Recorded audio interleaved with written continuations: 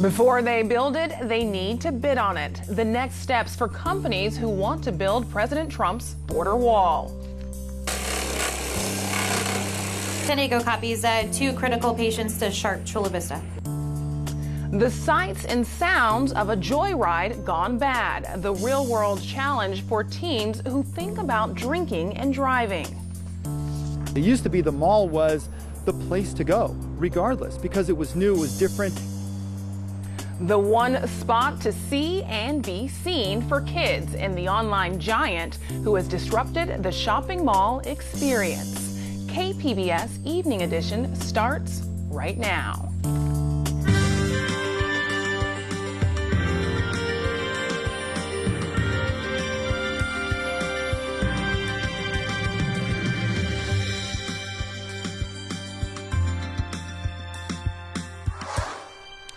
Good evening and thanks for joining us. I'm Ebony Monet. San Diego County leaders, advocates, and service providers are joining forces to take on the homeless crisis. They came together today downtown to share their plans with the community. KPBS reporter Susan Murphy was at the meeting and has this report from Golden Hall. San Diego's homeless crisis is evident by the rows of tents that line city streets in the East Village, or the long lines of mothers and children waiting each night to get into an emergency shelter. But another big sign, the hundreds of people who showed up here to Golden Hall to hear from city and county leaders about what they're doing to address the problem. We're all here, and you're here, because this is an issue that we care deeply about. San Diego County has one of the largest homeless populations in the nation, and a common message was echoed throughout the meeting. We simply must address the housing side of this issue. More roofs are needed to put over people's heads. There's not enough affordable housing. But record low vacancies and sky-high rents mean there aren't that many roofs available. We don't think it's likely that we can find an affordable permanent home for all of these people. Among the reports presented at the meeting included one by population health scientist Sue Lindsay. She says nearly 17,000 people in the county accessed some type of homeless service over the past year. She says with the lack of available housing, more focus needs to be put on prevention programs to try to help some of these people make decisions so that they don't have to enter our system of care. The city's senior advisor for housing solutions, Stacy Spector, says county and city leaders are collaborating on a number of services. In the long term, permanent housing. In the short term, an assessment center. She says it's not a shelter, but rather a front door to access beds and services. We envision the building would have a majority of permanent supportive housing, some triage and assessment beds, services including prevention and diversion, warm handoffs to other service providers around the region. The leaders say they'll release a plan for their next steps in the coming months. Susan Murphy, KPBS News. Construction plans for the U.S.-Mexico border wall are moving forward, starting in San Diego. The government requested construction proposals Friday. And KPBS Frontiers reporter Jean Guerrero says it asked for a prototype to be built in San Diego. Hi, Jean. The border fence in San Ysidro is made of these corrugated steel plates. I'd say it's about 9 feet tall.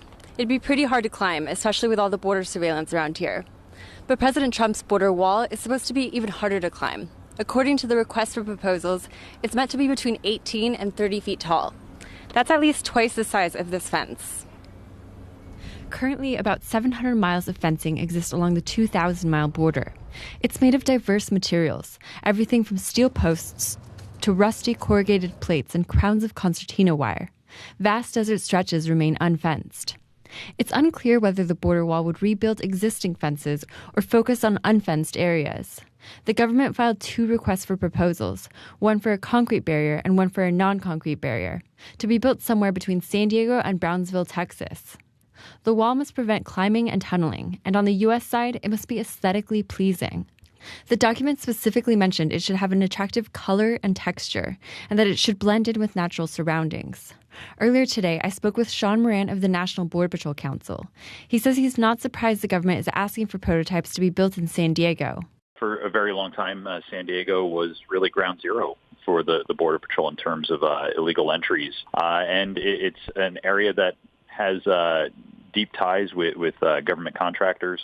And also has a large availability of area and diverse terrain where we can test out different strategies or technology.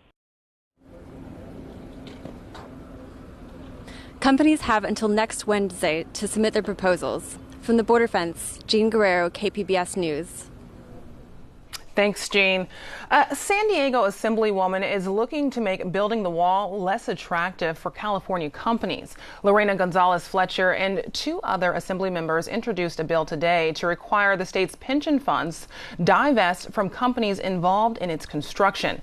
The California Public Employee Retirement System and the California State Teachers Retirement System are the 2 largest funds of their type in the U.S. About 20 San Diego companies have already reportedly expressed interest in building part of the border wall. We continue to follow developments from the president's immigration policies on air and online at kpbs.org. Today, a 16-year-old Escondido boy pled not guilty to the murder of a 55-year-old Escondido mother. Police say Catherine Kennedy was killed by a stray bullet driving home from Bible study. Prosecutors say the 16-year-old, whose identity they're protecting, and 24-year-old Denicio Torres Jr. were in a dispute with rival gang members. They think Torres was the shooter, and Kennedy was caught in the crossfire of an ongoing turf war. Escondido has seen the rise of gang violence despite efforts by the Escondido Police Department, and it has culminated in the killing of an innocent person simply because she was in the wrong place at the wrong time. A follow-up tonight on the man accused of a violent spree against homeless men in San Diego. A judge ruled today that John Guerrero is mentally competent to stand trial, and state mental hospital doctors agree he's competent to face murder charges. Officers say Guerrero killed 3 men and wounded 2 others last year. He's back in court on April 4th. Today, state lawmakers presented a package of bills aimed at keeping California's juvenile justice system from putting young children in jail. One bill would set the minimum age of incarceration for a child at 11 years. Another would require those under 18 to consult an attorney before waiving their Miranda rights. Other efforts include waiving certain fees, which proponents say disproportionately impact the poor and people of color. Juveniles of color, primarily black and brown, their disproportionate representation in juvenile court mirrors that of adults. And so young black men and young Latino men more often receive criminal charges and are criminalized, where their white counterparts may get a slap on the wrist or their parents called to pick them up. The package of 8 bills will be heard in Senate committees starting tomorrow.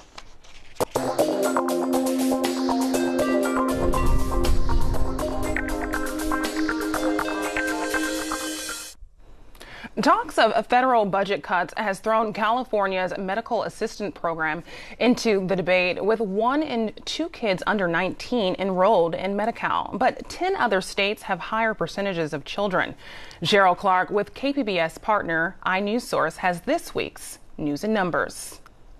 Critics love to bash the way blue state California spends public money, something U.S. Senator Kamala Harris learned the hard way. She recently tweeted an appeal to the GOP not to cut Medicaid for kids. But as you might expect, a Twitter storm ensued. Why does California have so many poor kids, they wrote.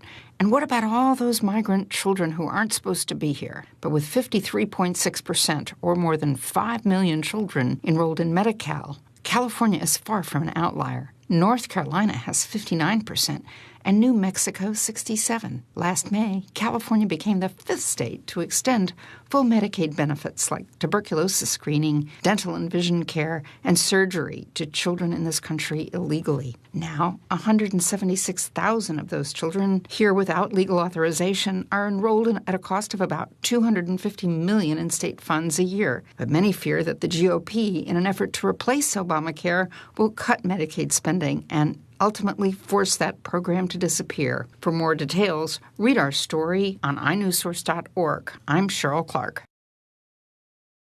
She needs help. I'm calling. What are we supposed to do? I'm calling.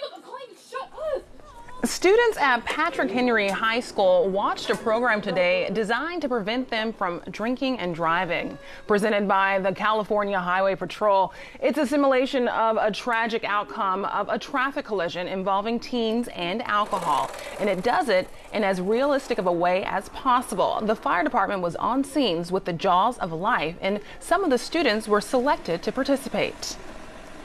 Makeup is more of like a visual thing, and it kind of is easier for the students to see like if their friends are really injured like this, and brings out the emotions of my fellow classmates. The CHP says nationwide 1,000 teens per year are killed in alcohol-related crashes. State lawmakers are trying to give low-income drivers more options when it comes to paying parking tickets. A new bill would require cities to allow parking fines to be paid in installments over a 1-year period. We believe in holding people accountable for following the rules, and we just think that the penalty assessment is going crazy. Supporters of the bill say the cost of paying a parking ticket can spiral out of control with the addition of DMV fees, late fees, city fines amounting in some cases to more than $500. Coming up tonight on PBS NewsHour, a new art exhibit lets visitors see life as an immigrant. The questions raised by Latino artists exploring their sense of identity and place. For me, place becomes a very difficult word to focus on, just because place is never permanent. We're constantly moving. There's constantly shifting. I am an American-born child to Mexican immigrants, so I'm at once Mexican and American. I'm in between. That in-between space, that in-between place that I occupy is something that is constantly changing within myself. Plus, a Los Angeles congressman says it's a big problem if the president made false claims about being the target of an illegal wiretap operation. That's tonight on PBS NewsHour, starting at 7, right here on KPBS. Well, it's the first day of spring, and it's bringing with it mild temperatures and showers. Regina Miller has tonight's forecast. Well, we had some rain push into Northern California, made its way into Central California as well, places like San Francisco. Gradually, it's going to be dropping southward as we go through your Tuesday, but especially on Wednesday. Taking a look at the area right now, low clouds earlier broke up, and in Ramona and Borrego Springs back to Camp Pendleton, we had those clouds clearing out. Now, tonight we'll have increasing clouds ahead of that system, 59 degrees. Into Chula Vista, we're at 54. In Borrego Springs, 58 degrees, and Mount Laguna is at 43. Now for your Tuesday, that continues to drop farther southward. Los Angeles will see some showers and thunderstorms, but look at Wednesday. That's when the bulk of that moisture really comes onshore here into Southern California. It's going to bring rain and storms. There could be some mud and rock slides in burn areas, and then also some urban flooding. The snow levels start to drop a bit there as well. So for your Tuesday, a shower around in the afternoon along the coast, 66 degrees. By Wednesday, rain and a thunderstorm, 64 degrees. So that's when that really gets going. Even into Wednesday night, Thursday, there could be a lingering shower in the morning and a temperature of 62 degrees. For Friday, then partly sunny and 64, but then we have some spotty showers around on Saturday. On Tuesday, inland here, we'll see mainly cloudy skies, a shower, 71. Wednesday, rain and a thunderstorm, 65 degrees, and that could linger into the morning hours on Thursday with a shower around in places. In the mountain locations, mainly cloudy, 55 degrees for your Tuesday. A shower around, and then on Wednesday, rain and a thunderstorm, 46 degrees. On Thursday, there could be a shower around in the morning hours, then mostly sunny, getting a little bit warmer on Friday at 55. We'll have mainly cloudy skies on Saturday and 49. In the desert locations, partly sunny skies, 82 for your Tuesday, maybe a shower. Cooler with periods of rain on Wednesday and 70 degrees. Then for Thursday, mainly cloudy, 73. It gets mostly sunny and 80 degrees for Friday. And then for Saturday, we have mainly cloudy skies and cool with a temperature of 74. I'm Regina Miller, KPBS News. Once an American destination, now some malls are struggling in the online shopping era. San Diego storefronts find they need to change with the times as department stores like Macys are closing up shop. KPBS editor Tom Fudge took a trip to the mall and has this report. It was a rainy day in San Diego, and Macys in Mission Valley had just begun their closeout sale. Inside the store, there were signs all over saying everything must go. An architectural icon and a key part of San Diego's first suburban shopping mall, it was now one of 65 Macys being closed down around the country. I'm kind of sad to see it go because it's kind of been a landmark that I've seen for a long time, but I do think that, the sales need to be better. Sales have not been good. One study by Elite Wealth Management said there was a 48% decline in visits to U.S. stores between 2010 and 2013. Miro Kopik is a marketing professor at San Diego State. He says physical retail is very disturbed. There are some good things that are happening in retail and some very challenging things. One of the tough things right now is there's too much space, and so there's a lot of retailers that are struggling, mostly department stores. Along with Macys closures, JCPenney will be closing up 140 stores this year. Also at Mission Valley Mall, Sports Chalet closed last year. At Otay Ranch Town Center, the same was true of REI and Anthropology. That great disruptor that Kopik alluded to, we'll just call it Amazon. At Amazon Prime, 3 clicks, I can have whatever pretty much I'm looking for, and it arrives at my doorstep sometimes the same day or within 2 days. Land use consultant Marcela Escobar-X says time is money for busy adults, and that means trips to the mall are expensive. And for teenagers, not only can you shop online, social media provides plenty of ways to connect with others online. So you don't necessarily have to go to the mall to meet your friends, right? So as a teenager, you can stay at home in your bed or on your couch and FaceTime your friends, and you no longer have that need to go someplace to see them. So when they do go out and meet each other, they want something different. They want something fun. They want something more experiential. And where can people go to get those experiences? There's another mall located in Del Mar. It's not very big, kind of hemmed in by the local topography, and it's run by a guy who talks very enthusiastically about the paradigm shift in retail. That shift has changed now. The whole dynamic of shopping centers is more geared towards customer experience than it is customer service. Jeffrey Essico is the managing owner of Flower Hill Promenade. So that we bring customers here because they want to be here as opposed to because they have to be here. And that's important to us, that heart share equals market share. That's what we strive for. Heart share equals market share. Flower Hill is a compact mall, just 13 acres. It's ornately landscaped with a clear emphasis on creating spaces where people want to linger. It's anchored by a Whole Foods market and has a family orientation. Essico said they have some new plans to make your visit to Flower Hill even more desirable. So if you're sitting with me and having coffee, what we're going to try and do for you while you're doing that is have your car washed, have your car filled up with gas, so to give you more time to spend at Flower Hill in a relaxed fashion. The most ambitious plan to recreate a mall is taking place at Westfield's UTC in University City. It's an expansion that they say will include a host of new restaurants and a total of 90 new retail tenants. Also coming to UTC, a transit center built around a trolley stop and 300 apartments. Back at the Mission Valley Macys, the closeout sale has now been going on for about 2 months. The display cases are virtually empty, everything is 70% off, and the third floor is cluttered with store supplies. Marketing professor Miro Kopik said economic turmoil will be a long-term issue for the American shopping mall. It used to be the mall was the place to go, regardless, because it was new, it was different, and it offered so much of a variety and exciting things, and people became a little bit accustomed to this. And now it just needs to go to another level and become that much more exciting and that much more interesting for people who want to go. Tom Fudge, KPBS News.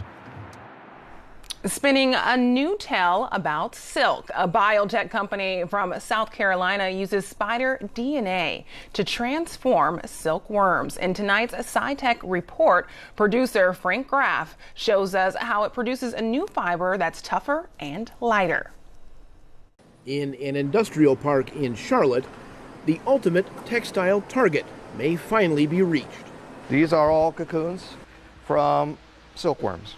Okay. They're ordinary, standard silk that we keep here for testing, but it's the same. So this fiber is, as you can see, a lot thinner than the hair on your head.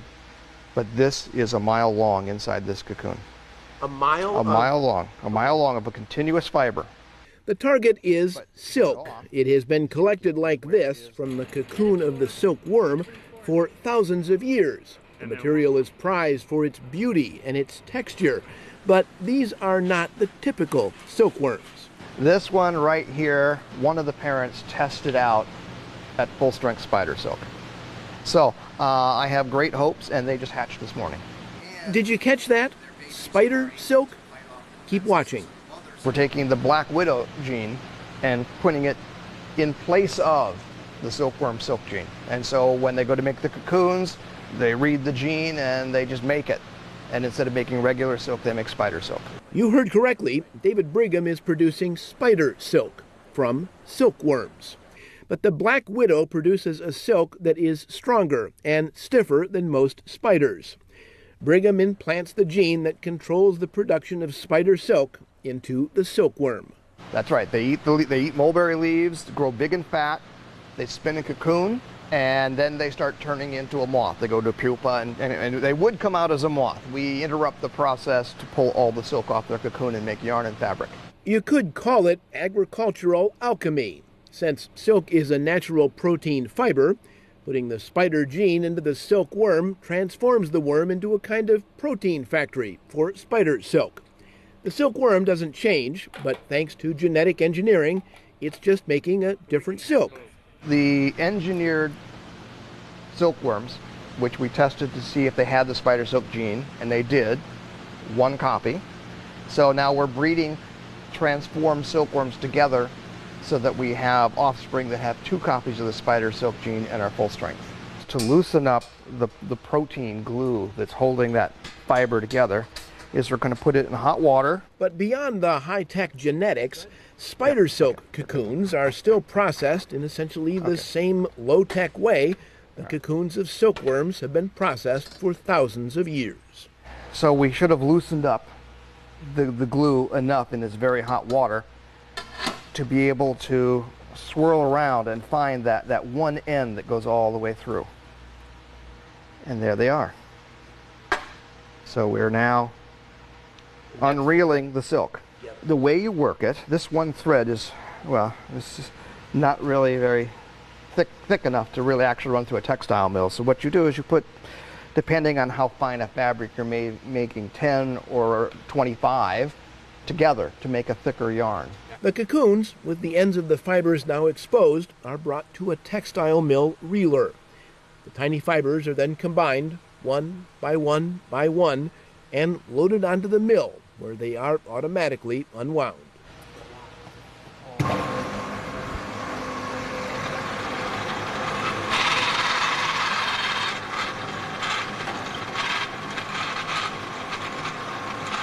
We're making yarn. And so when this runs out,